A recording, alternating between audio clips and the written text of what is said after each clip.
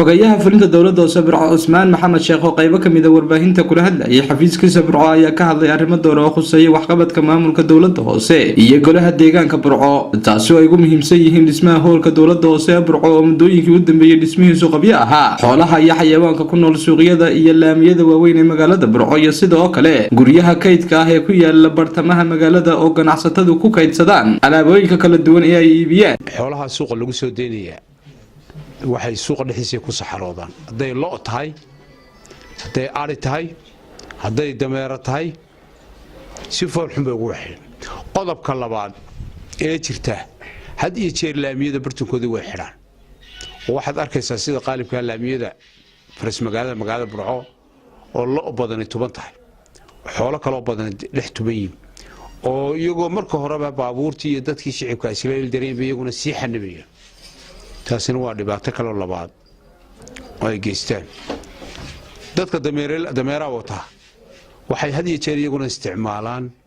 si foolxun u isticmaalaan gaadiidka dameeraha ay ka dhigayaan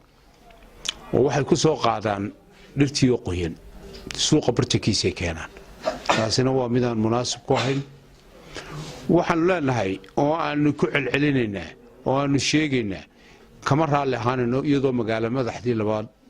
dalka Soomaaliland Burco ay tahay in suuqyadeeda lagu soo daayo laamiyada qaarka bartankooda waxa arkaysaa loo farfadhiday habeen iyo maalinba oo wax aad u fool xun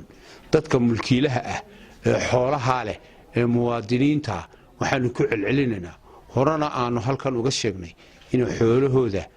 ka daayaan suuqa ay ku soo deynayaan oo aanu u cadaynayna horta marka hore ogaadaan hoolkan dawladda hoose ma dhisiso taan dawladda hoose nahay dhismayaasheeda iyo mashaariicaha anagu aanu kharash ahaan bixinay aanu dhisayno kuma jiro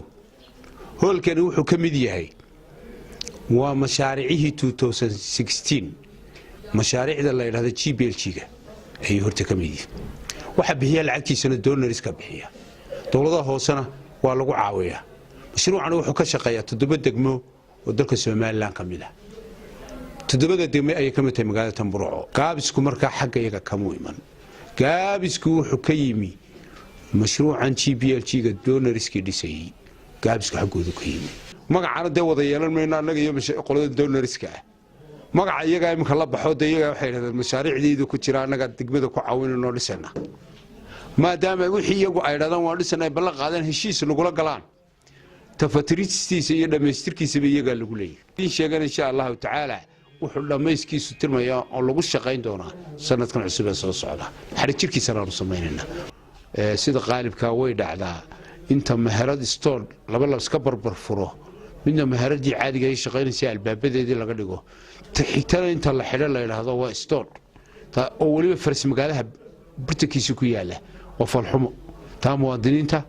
waanu kala talinaynaa waanu ka wacyigelinayna waxaanu leenahay istoodhadiina meelaha kala ka dhiganaysan ka dhigto meelaha faras magaalada Burco